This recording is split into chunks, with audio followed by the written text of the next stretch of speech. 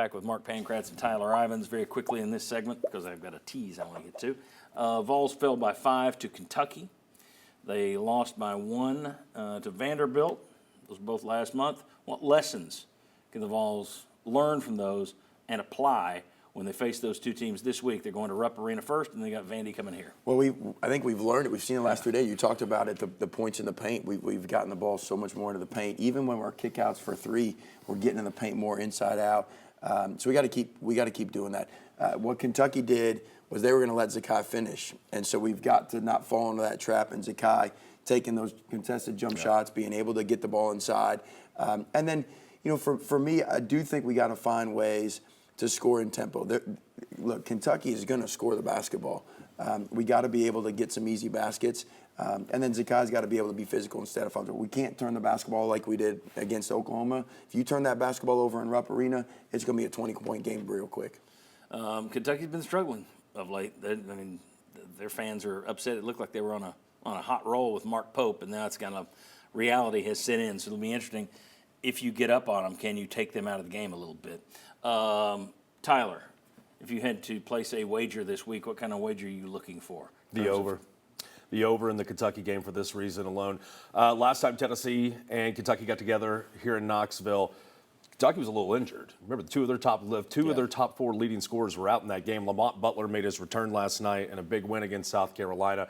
So point guard play is going to be back to the level that we know it as to be under the Mark Pope system.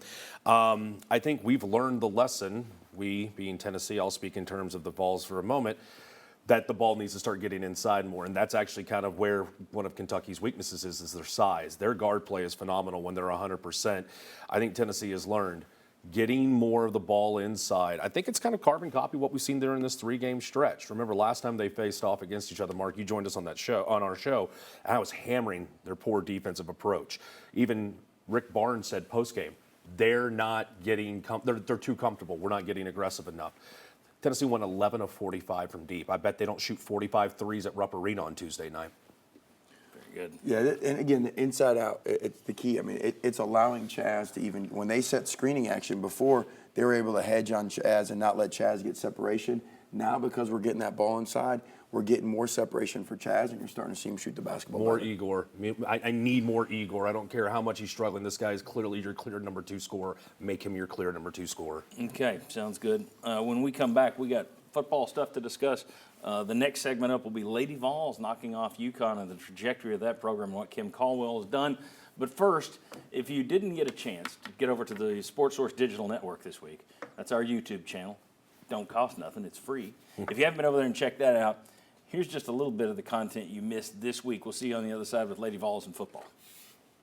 What's the single best performance by a VFL in a Super Bowl game? We'll tell you next. The easy money props are out there. What are they? We'll tell you next. How does Marcus Rashford fit in with Aston Villa, and what is going on with Manchester United's lineup? Blaze Pink could be coming to the state of Tennessee, and poachers could be paying bigger fines.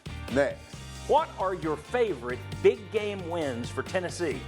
We'll tell you what ours are next. Call me crazy, but I think even if we trade field goals early, the first time we see a player break the plane and get into the end zone, plus $9. Why not Kareem Hunt? And so then pregame, Coach Gruden pulls me aside and says, hey, Sterling, somebody wants to meet you. I said, wants to meet me? What you talking about? Wants to meet me? I'm thinking about my brain's going. Yeah. He said, Condress Holloway wants to meet you. I said, Condress Holloway wants to meet you. Man, get out of here. You gotta be kidding. This is a true story, man. You guys don't understand. This meant the world to me. You're from Wolverhampton. I see you sporting the Wolves shirt right now. Flying the flag. Yeah. Flying the flag, yeah. They are almost sold out, so get them while you can. Yeah. You know, he was going to be in one of 2 lists, one of 2 categories, I think, in NFL history. He was either going to be in the list of guys that were the best not to win a Super Bowl, or he was going to be the next list up, which is the best of all time. And you see that blaze orange, you see it moving, and you immediately know that's somebody else's hunting. Well, it establishes a safe zone. You know you're not going to swing over and shoot that way, or if the deer goes that way, you got to watch. You're not going to shoot quite that direction. Is Blaze Pink going to have that same immediate reaction. As you approach, it says Chattanooga 41 miles and whatever Alabama town 14. It's 41-14. I always wish that I had the wherewithal just to go ahead and drop over the sheet that says Tennessee 41, Alabama 14. As you get to North Alabama, there's that mile marker. Chattanooga 41, whatever, yada, yada, 14. Or you just jump out with that spray can you always carry. Always carry. You're always tagging buildings. Graffiti artist. Yeah. When the spirit moves me. Wilksy, we call it.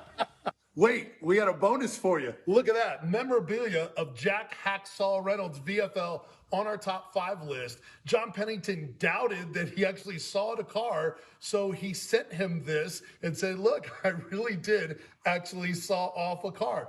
And then he sent him another one saying, well, actually, it was a 53 Chevy Bel Air. How about that? Jack Reynolds to John Pennington, sending him this to verify that he, in fact, did earn that Hacksaw nickname. Pretty cool stuff here in our studio.